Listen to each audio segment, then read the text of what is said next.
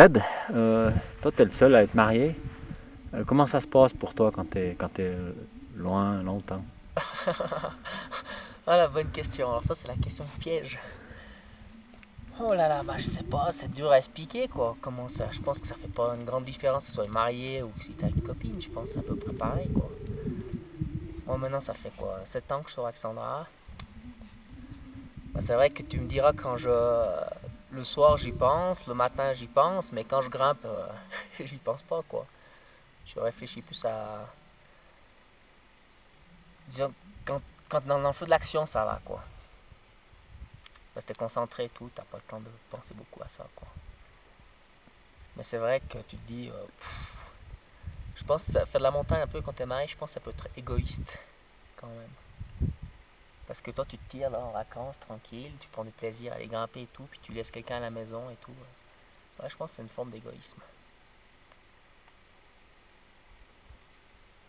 Mais autrement, je pense pas que ça met une grosse différence que tu sois marié ou si t'es pas marié quoi.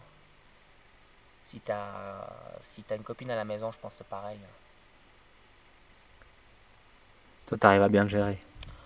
Ouais, ben disons que j'ai la chance maintenant, ça fait 7 ans que je sors avec Sandra, puis je dirais que ça fait depuis cette période-là que je fais beaucoup d'expéditions. Et jusqu'à maintenant, ça m'a jamais vraiment posé beaucoup de problèmes, quoi.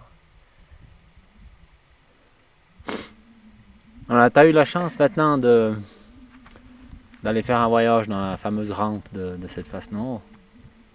Quelle est ton impression? La rampe, ça me pose quand même un peu souci, quoi, parce que disons que c'est, comment je la vois bien depuis ici, c'est pas un truc que tu domines beaucoup, c'est un endroit où il y a beaucoup de dangers objectifs, beaucoup de chutes de pierres. Et quand tu montes sur ces cordes fixes, il suffit qu'une fois tu as un caillou qui est sectionné une corde et toi tu arrives depuis dessous, tu sais pas. Et ça peut amener à une chute, tu vois. Et puis c'est dur à expliquer parce que c'est un phénomène que tu as de la peine à gérer. Alors c'est pas facile à... je pense psychologiquement. Je pense que si tu grimpes et puis tu vois les dangers et tout, là, c'est toi qui gères le truc, ça va. Mais quand c'est toi qui est... Ouais, tu peux rien faire, quoi. S'il y a un caillou qui vient, ben voilà, quoi. Alors c'est pas facile à gérer la chose, la rampe, quoi. Mais il faudra... Je montais une fois, il faudra remonter, j'espère demain ou après-demain on va remonter. Et puis on verra de nouveau mieux, plus haut comment ça se passe, quoi.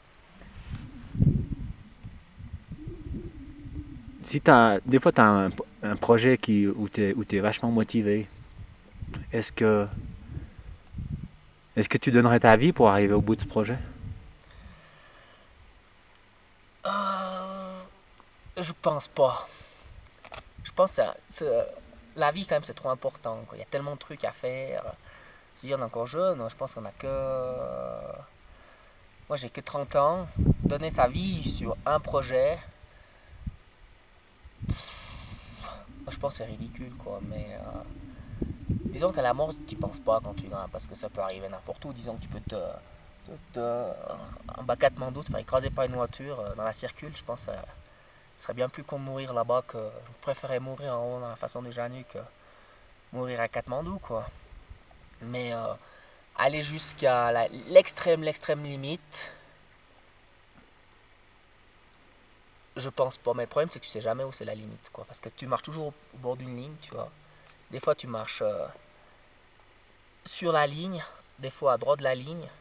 Mais des fois, je préfère marcher sur la ligne, euh, ici au Janu, puis me sentir bien, que marcher vraiment loin de la ligne et puis m'emmerder à la maison.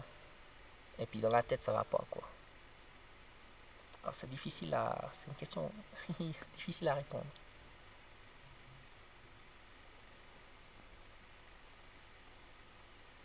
Ouais, parce que souvent, quand tu montes ici, toi, comme au début, on montait pour le Carin, il y avait cette fameuse base de Sérac qui a finalement qui a Donc, pété deux fois. Heureusement pendant qu'on n'était pas là, donc ça veut dire quand même, à quelque part, ah, tu prends des risques. De toute façon, je pense tu es... au moment où tu t'engages, tu fais une course comme ça, où tu fais déjà la montagne, et puis particulièrement, je pense, dans une phase comme ça, automatiquement, tu prends des risques. Il faut l'accepter, les risques, quoi. Tu peux pas venir et puis dire tu peux pas prendre des risques, quoi. C'est vrai que la vallée là où on est monté 2 fois sous les Sérac. On a eu la chance qu'ils ne soient pas tombés à ce moment-là.